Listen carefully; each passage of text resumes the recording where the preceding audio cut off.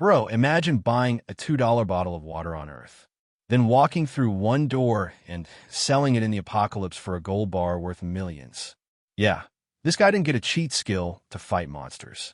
He got something way more broken, a store between two worlds. Jin Woo's hands were shaking as he stared at the rusted metal door at the back of his newly inherited convenience store. 3 days ago, he was $200,000 in debt after his father's failed business. 2 days ago, he found out this crumbling shop in a dead-end alley was all he had left. 1 day ago, he discovered that door didn't lead to a storage room. It led to a city where the sky burned orange, where desperate survivors fought over scraps of food, and where a single bottle of clean water was worth more than his entire inheritance. The apocalypse was real, just not on this earth. And Jin Woo, he was about to become the richest man in two worlds, one trade at a time. But let's rewind, because before Jin Woo became the most dangerous merchant between dimensions, he was just another broken man drowning in someone else's mistakes. The eviction notice crumpled in his fist as he stood outside the convenience store where he worked his third job of the day. 89 million won. That's what his father left him. Not an inheritance. A death sentence wrapped in debt. His phone buzzed. A message from Yuna, his girlfriend of 4 years, the woman he planned to marry before everything collapsed. Jin Woo, I can't do this anymore. Dong Hyun says he can protect me from the people coming after you. I'm sorry. Please don't contact me again. Dong Hyun, his business partner, the man who'd convinced Jin Woo's father to invest everything in a guaranteed real estate deal. The same man who'd walked away clean when it all burned down, somehow keeping his share, while the Park family lost everything. And now he had Yuna too. Jin Woo's laugh came out hollow, broken. For years, she'd waited exactly 3 weeks.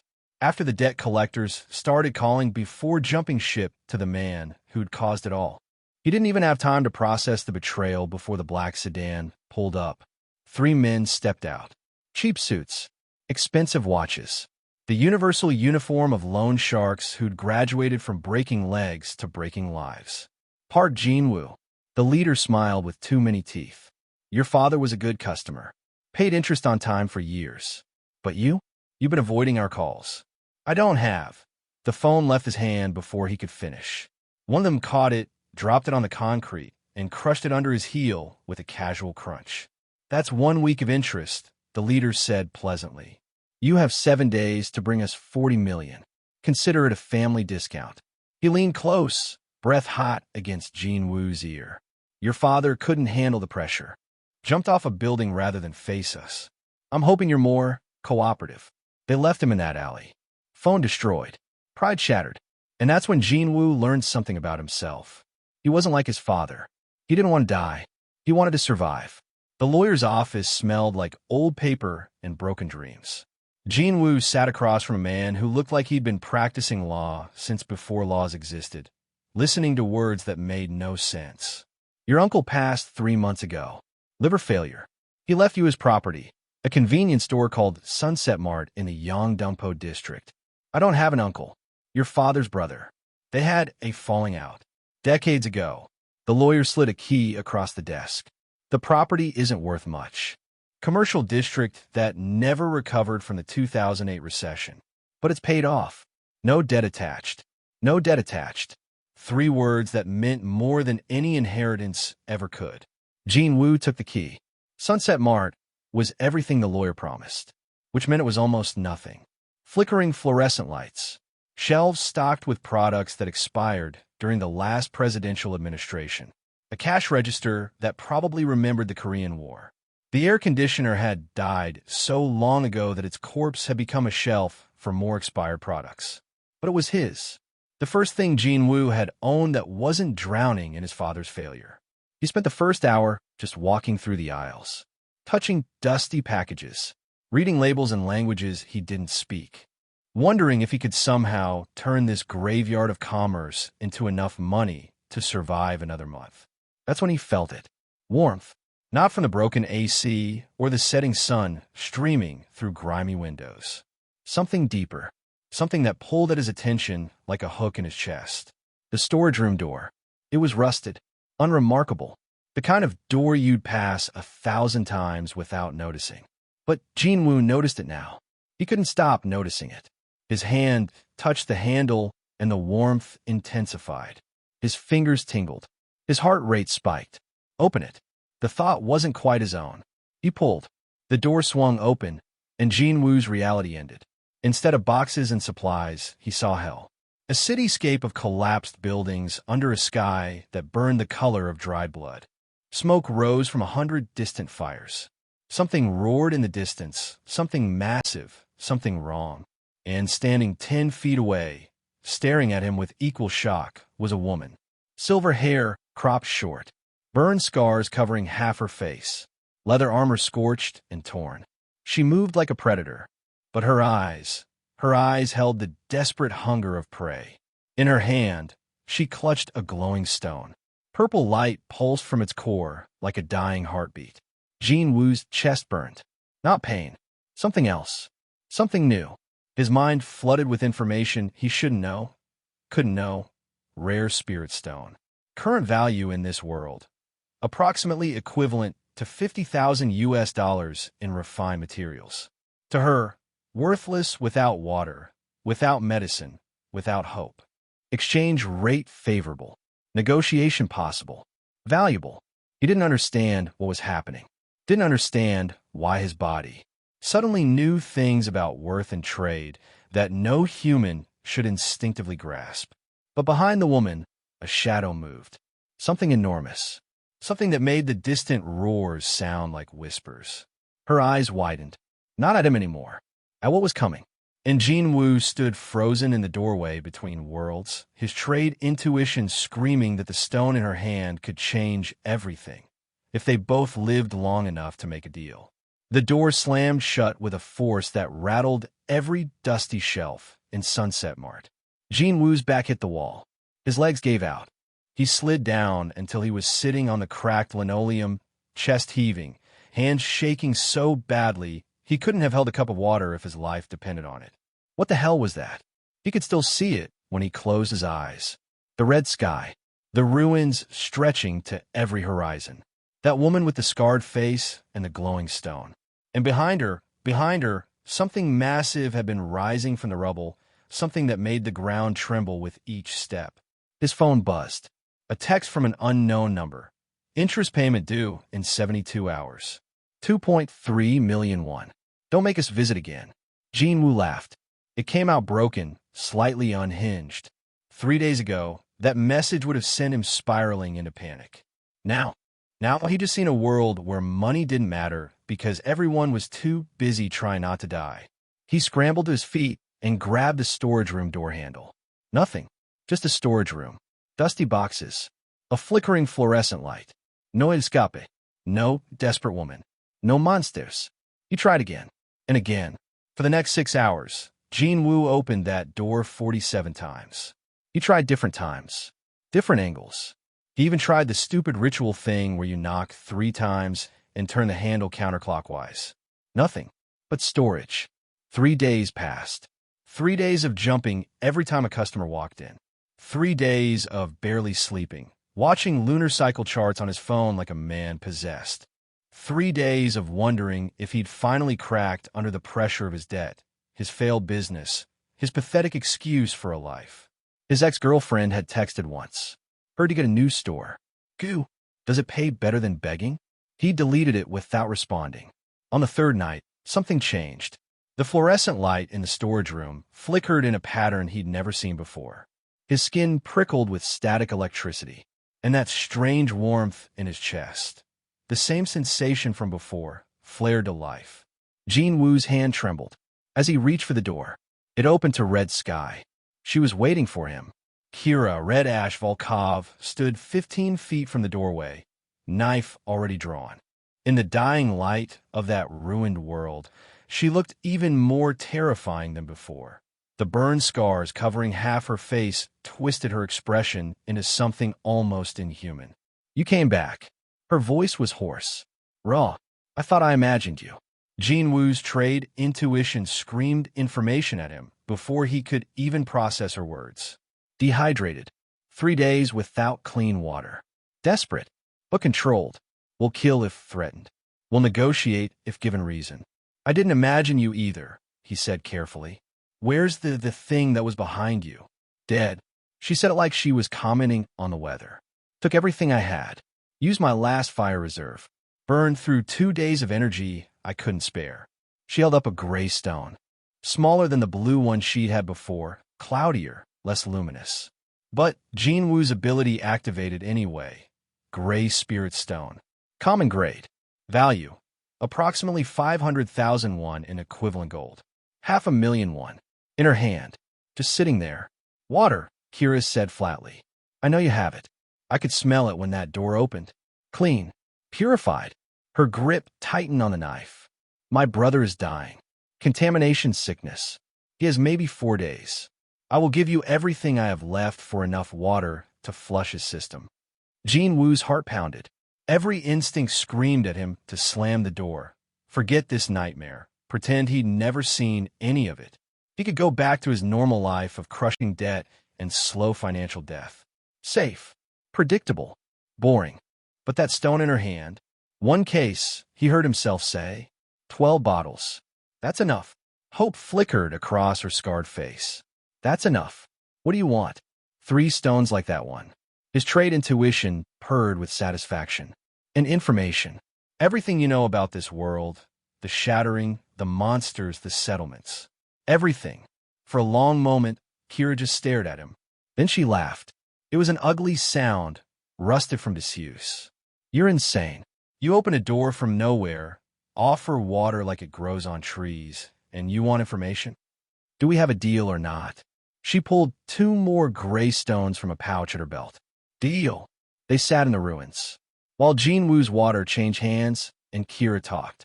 The shattering. 15 years ago. Dimensional rifts tore reality apart. And things came through. Void beasts, the survivors called them. Monsters that fed on human life force. 90% of humanity died in the first year. The survivors developed abilities, something about absorbing energy from monster cores, becoming awakened. Iron Haven is the closest settlement, Kira said between desperate gulps of water. The Sovereign rules it. Yuri Drakov, SSS rank awakened. Strongest being anyone's ever seen. She wiped her mouth. You want to trade here? You'll need to deal with him eventually. And he doesn't deal. He takes. Jinwoo filed that information away.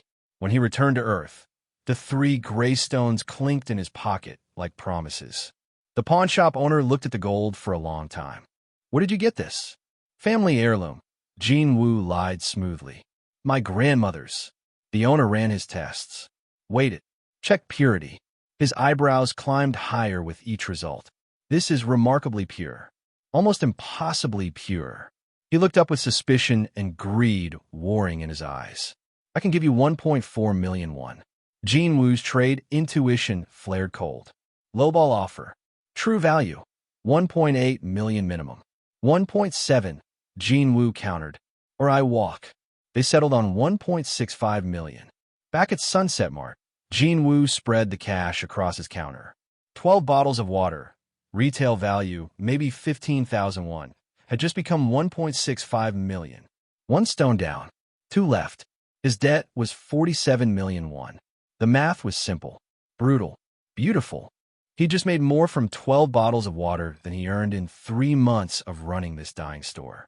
And somewhere beyond that storage room door, an entire apocalyptic world was desperate for what he could supply. Jinwoo's hand stopped shaking. For the first time in years, they were perfectly, terrifyingly still. The first thing Jinwoo did was count the money again. 1.65 million won, spread across his counter like evidence of a crime he hadn't quite committed yet. The second thing he did was laugh, a sharp, broken sound that echoed through Sunset Mart's empty aisles. He'd spent 3 years watching this store bleed him dry. 3 years of 4 a.m. openings and midnight closings. 3 years of watching customers drift toward the gleaming franchise down the block, while his fluorescent lights flickered like a dying heartbeat. And now, 12 bottles of water had just bought him more hope than 36 months of honest work. The universe had a sick sense of humor. Jinwoo didn't sleep that night. Instead, he prepared. The hooded cloak came from a costume shop, cheap polyester that looked appropriately weathered in low light.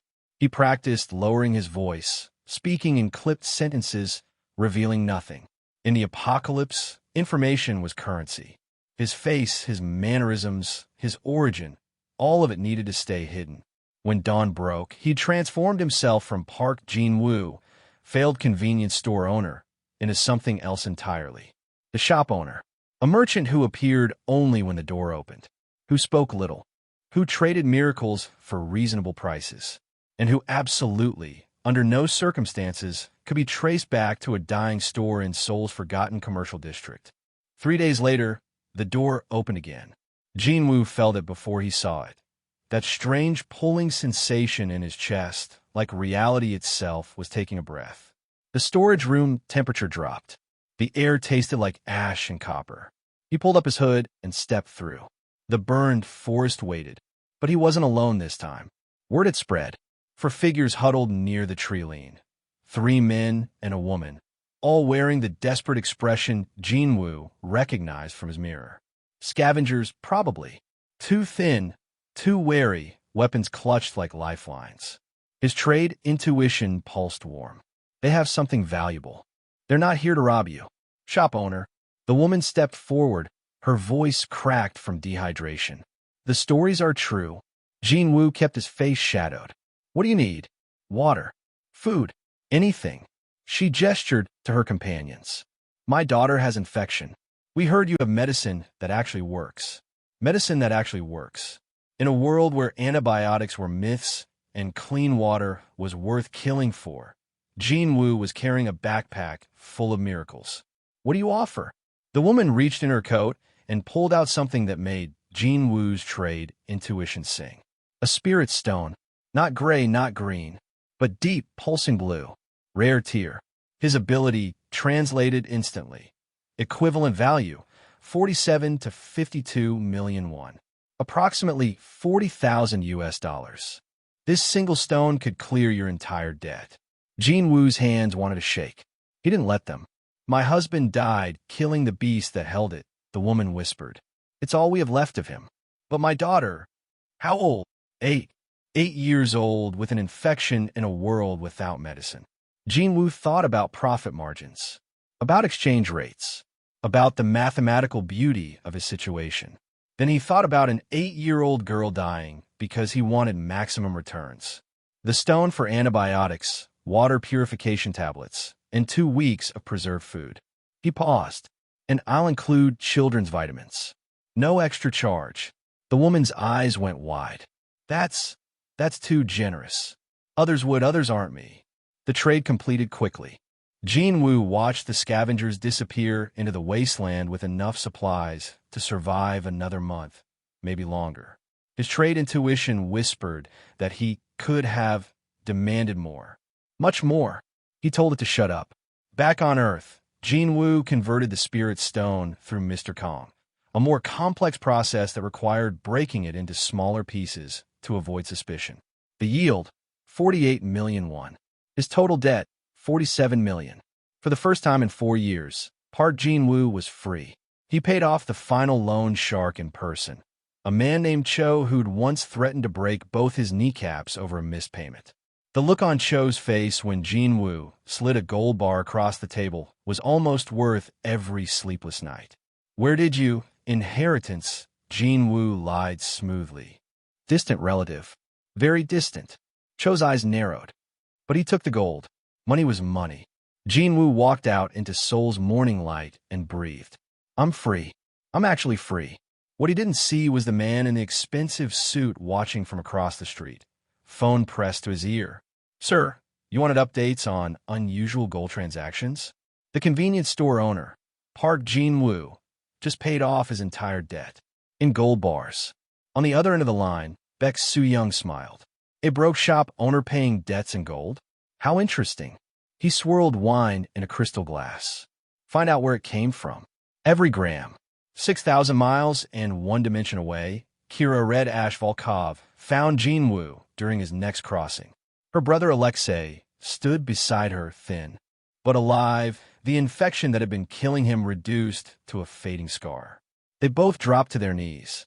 Shop owner. Kira's voice was rough with emotion she clearly wasn't used to showing. You saved him.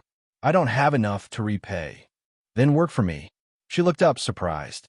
I need a guide. Someone who knows the territory, the players, the threats. Jin Woo kept his head low. Someone who can fight when I can't. You interested? Kira's eyes hardened with purpose. What do you need? Protection, information, and absolute discretion about what you see. She stood, scarred face settling into something almost like a smile. Done. In Iron Haven, the sovereign sat upon his throne of fused metal and bone, listening to a scarred messenger's report.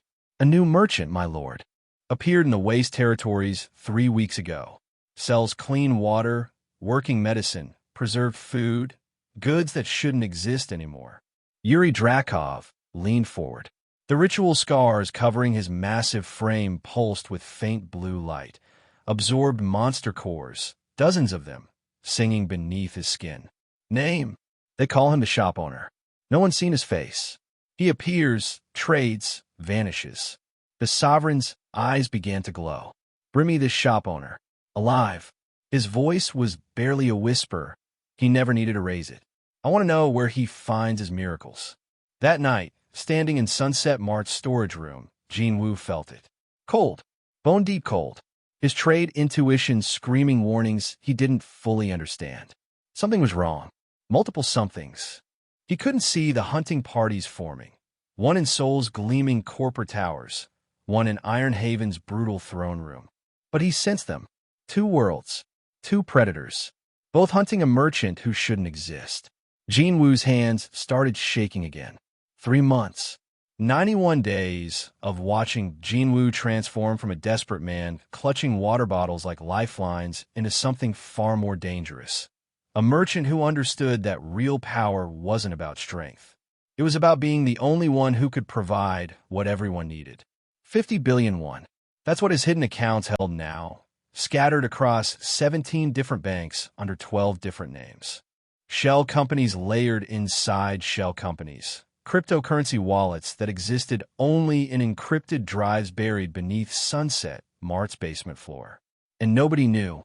Jin Woo still wore the same threadbare jacket, still shuffled through Seoul's forgotten commercial district like a man 1 bad month from homelessness, still flinched convincingly when Beck's collectors came around, though now he paid them with gold that made their eyes widen. The installment, he'd say, voice perfectly defeated. I found some family heirlooms. Please, it's all I have. They bought it every time. Because who would suspect that the gaunt convenience store owner with the flickering lights and broken dreams had become one of the wealthiest men in South Korea? In the apocalypse, Kira had become his shadow. 3 patrols passed the dead drop last night, she reported, her scarred face illuminated by the perpetual orange haze of the contaminated sky. The Sovereign's men are getting closer. They've started checking the old subway tunnels. Jin Woo adjusted his hooded cloak. The shop owner's signature look now, recognizable enough to build reputation, anonymous enough to protect identity. The middlemen, holding. For now, Kira's ember-touched eyes flickered with barely contained fire. But Marcus got grabbed 2 days ago. Cold dread pooled in Jin Woo's stomach. Grab the Sovereign's interrogators. They wanted to know where you appear from. What did he tell them? Kira almost smiled. The truth. That you come from nowhere and vanish the same way. They didn't believe him. That should have been comforting. It wasn't, because Jin Woo's trade intuition was screaming, a constant low hum of warning that had been building for weeks.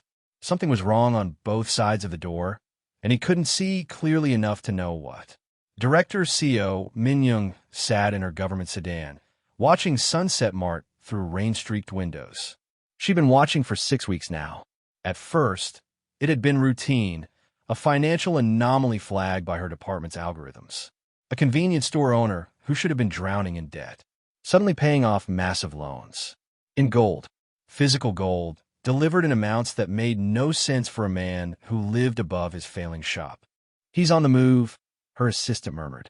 CO watched Park Jin-woo lock up the store, his movements careful, almost ritualistic.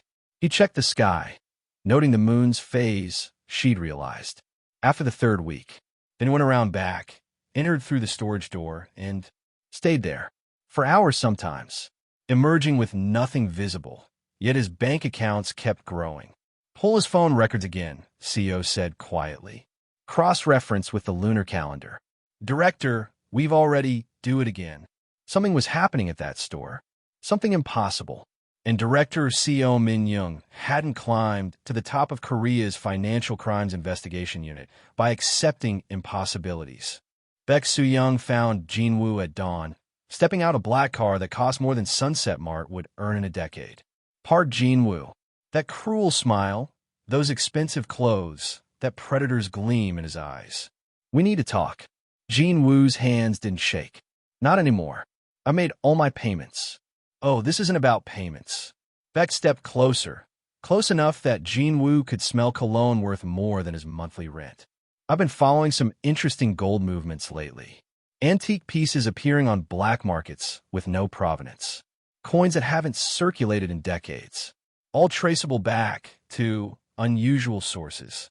I don't know what you don't. Beck's smile vanished. I've spent 3 million won on private investigators. I know about the shell companies.